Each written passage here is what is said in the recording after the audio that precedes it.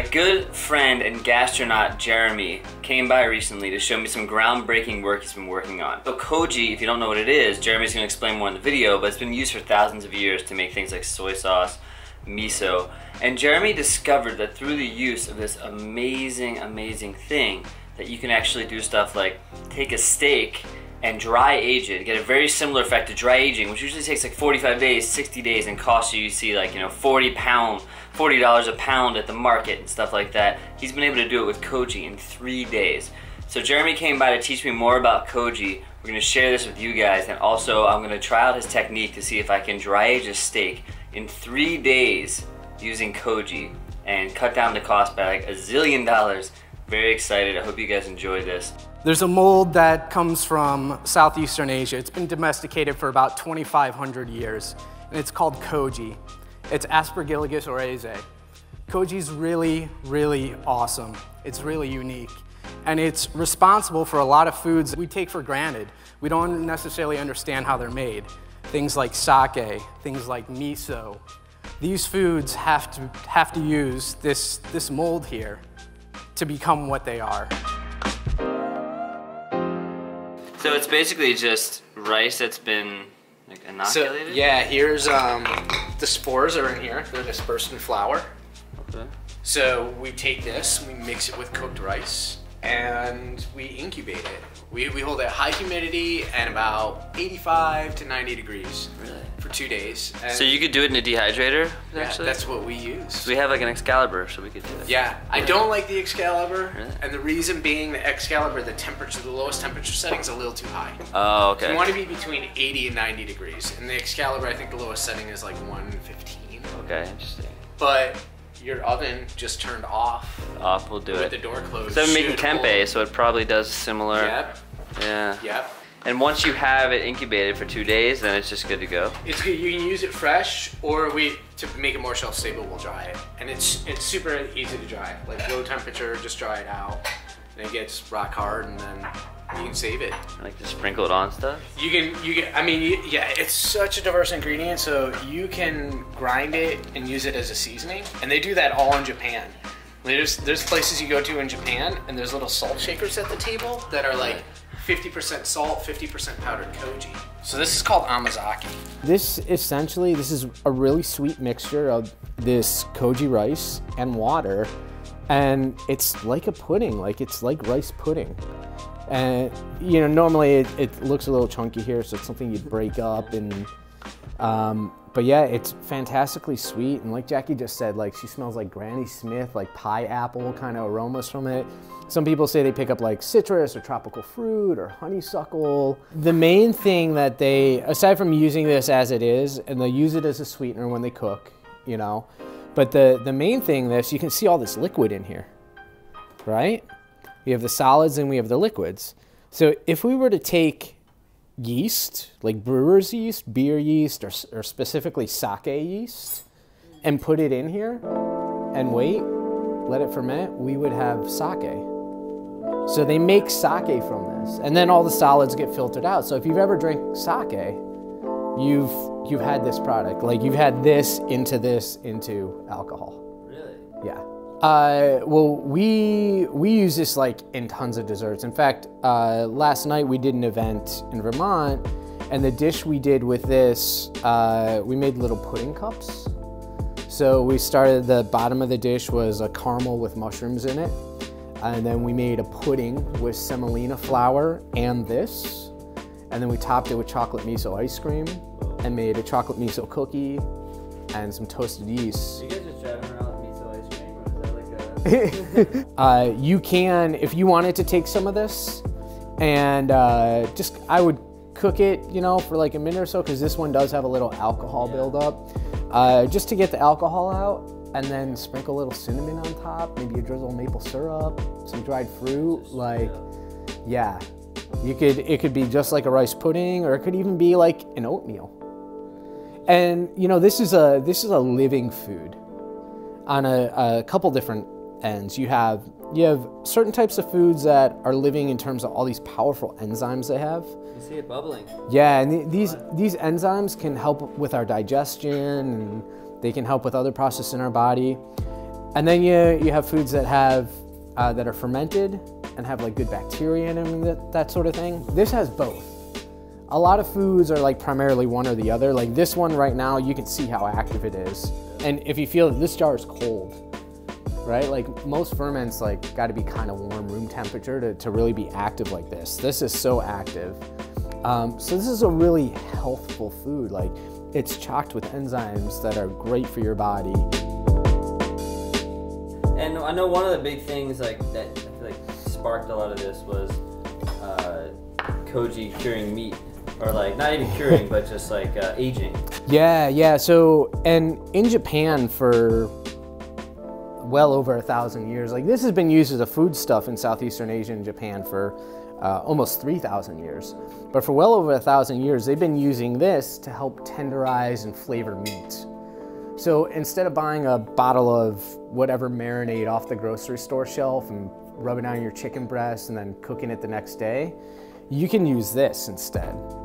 And you end up with something that's incredibly tender, juicy, and flavorful. And it's because of those enzymes we were just talking about, how they act on the meat, and also how some of the microbes in here act on it. And it just creates food that one colleague of mine described as the best junk food flavors ever, but without being bad for you. Wow. Without being junk food. So it's like the umami, just crazy It's, savory, yeah. everything people love about just eating food. Exactly, and then balance out with the natural sweetness that the mold creates out of the rice. Because as the mold's living, it's growing, it is actually turning the starchy rice into simple sugars. And is that so with like a steak, say you were to sort of imitate like dry aging something, would you use this or this? You could use both, but we actually kind of went a step further. So this is sealed up. But this is a piece of meat. We've actually done like full charcuterie with this. So we do two techniques. One, we do something similar to dry aging, or actually we get similar results, but we can do it in 48 hours instead of 30 days. So we actually take the meat and we take the mold and get it to grow on the outside of the meat. And if we do it with like a fresh piece of meat, after 48 hours, we've got something that's really similar to like a 30-day dry aged steak. So literally it would just be taking this and rubbing it on the steak? For that, we start like from the base, from these spores, like the seeds of the mold.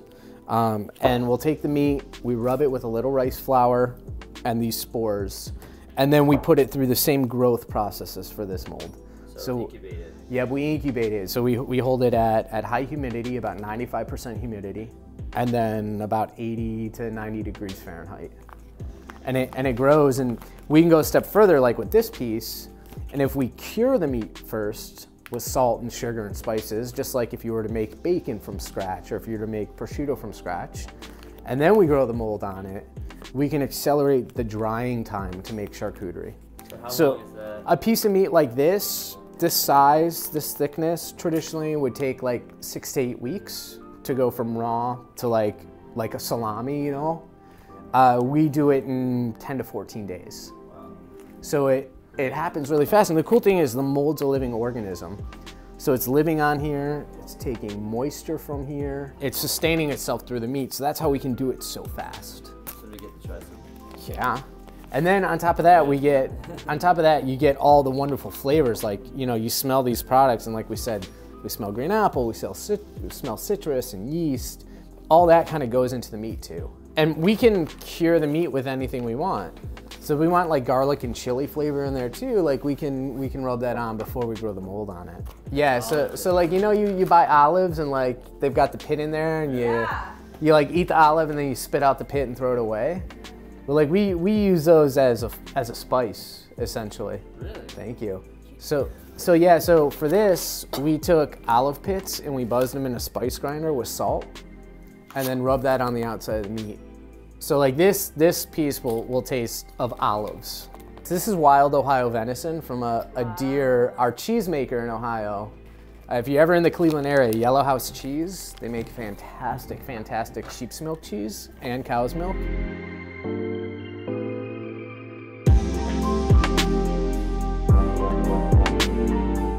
Alright, now I attempt the Koji dried steak. I was very excited. I took some of that Koji and I dried it out. The Koji inoculated on the rice that Jeremy had, dried it and then ground it into a powder, just as he said. Then I mixed it with just a little bit of water and kind of formed it into this paste. And the whole idea is that you're making this paste and just rubbing it onto your steak. Keep it very simple. Jeremy just told me to basically rub it on both sides of the paste. I could put it in a Ziploc bag after that and just leave it in my fridge, or I could let it sit out in like a wire rack and just kind of, you know, dry out a little bit. But I didn't want to leave it in the fridge just open because my wife is vegan, so that would not be nice to her. So I decided to kind of put it in a bag. It seemed like this is like the simplest and most easy way, because you can inoculate a whole steak and let it sit out just like the rice with the Koji spores, but this is a simple way to just kind of get that dry aged experience. And basically the Koji is eating away the steak, breaking it down, and then I took out that steak, wiped off the Koji that was on the outside, and just fried it up. And look how delicious that is on the grill. Oh my lord, it was one of the sexiest looking steaks, and the smell in my house was tantalizing, mesmerizing, deliciousizing, glorious-scalizing, scallywagatizing, and wait till the taste. So what Jeremy said was steak that's been Koji'd, it's got a very different experience, so you have to cook it a lot less. So something that you normally cook medium rare is going to end up being like medium or even more. So I cooked it a little under, but I did like this more under, which looks delicious, and then this like a little more medium rare. Alright, so I've never made steak that's taken me this many days to cook, but I'm very excited.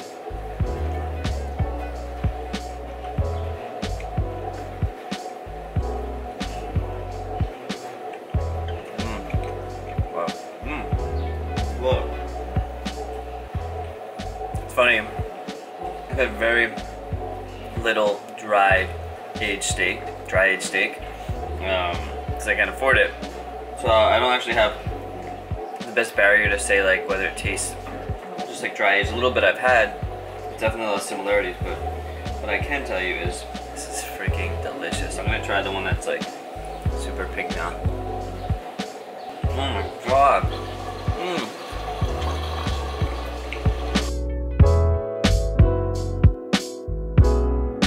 So that's a chocolate miso, and I'm sure a lot of people had like miso soup, right? Like, and that's what most of us know as miso. We don't really know much about it, but miso is a really diverse ingredient. In fact, I recommend take some room temperature butter, right? Leave it out for an hour so it's soft, and mix that with equal parts miso paste. Just whip them together with a fork, and then spread that on some bread for toast, or saute some vegetables in it. Miso butter is one of the most amazing foods ever. So miso, traditionally it's made from soybeans. And what you do, you grow the Koji mold, instead of growing it on rice like we have here, you grow it on a bean. And you could, a cooked bean, yep. And we know now that it just doesn't have to be any bean. You could grow it on sunflower seeds. You could grow it on, in this case, we grew it on cocoa nibs. So like crushed, roasted chocolate beans. And then after that, you take some of that same ingredient that you grew the mold on, and you just cook it like normal. You want it to be a little soft. So for these, we took some of the cocoa beans, we grew the mold on them. And then we took some and we pressure cooked them till they were soft. And then we mixed the moldy beans and the cooked beans together. We hydrated it with some of the liquid from the cooked beans. And then we added sugar and salt. And we end up with, although this isn't made from soybeans or anything like that, this is made from a chocolate seed, the cacao seed. We end up with a miso that is chocolate. And this has all the qualities of like miso paste, with being like savory and a little bit of salty and just like intense umami and depths of flavor. But this, I mean, smell this, Josh. Like, Can I get a spoon if that's okay? Yeah, dried fruit, red wine, earthiness, sweetness. What I'm always interested in is when food goes from being in a place where you can make it something amazing versus spoiling. Like so many times we have, you know, coconut cream in our fridge and it starts to smell a little sour, so it's like, okay, do we throw it out or what can we do with it? And how do you like understand that process? Well, like spoiled versus I think the biggest thing is don't be afraid. All right, so there's sourness especially. There's a couple different layers. Here, people eat stuff. They're afraid it's going into them. They're gonna like. Yeah. Here's the general rule of thumb with any type of fermentation that you do. If it looks good, if it smells good, if it tastes good, it's good. Go ahead, have fun. So I didn't just make that rule up. That's a real thing. That's amazing. That's a real thing. Okay. And keep in mind too. So let's say we all have that gallon or half gallon of milk in the fridge that we forget about, and then we go to look at it, and we can see it's turned into cheese. Like the curds have separated from the whey. And we smell it, and yeah, it may smell sour or funky, but it doesn't smell rotten. Like there's a big difference between sour, funky, and like musky and dank. You know, we can describe, like even this fresh charcuterie that we have here, like there's some elements that are like musty and even like wet doggy, or you know, pick a BO, or you know, ammonia-like odors. Like, but we have a lot of foods that we like that in. You know, so it's really understanding like what rotten truly smells like. And you know, it's like you feel sick when you smell something When you smell something rotten, yeah, you feel sick. Like when I smell something rotten, I'm like, that's what death smells like. Like it smells like decomposition. It smells like rotten. Okay, that's amazing. And that's big difference from like, oh, this milk smells cheesy and sour and a little funky. Yeah. You know, so that carton of milk that we forgot about for a month in the fridge, essentially it's turned to cheese. So it transformed from being milk into its next stage. And for us, when we see that, sometimes we do that purposely. Sometimes it happens accidentally. And like with that milk, we take the whey out, and we can use that to make ice creams, to make beverages, to make different types of fermented foods with it. And then we have those curds, and we have a cheese that we can work with, and many, many different applications. And it's literally a cheese we've made with no effort. We just forgot about something. So like it could go rotten in the fridge, but more often than not, it's just... More often than not, it's not going to, because it's being held at really cold temperatures. Yeah. Most of the things that are going to make something rotten like warmer temperatures. Wow. It's not foolproof. Yeah. You know, still get sick and food poisoning and this and that. Those things still happen, but most of the time, our food transforms before it actually spoils.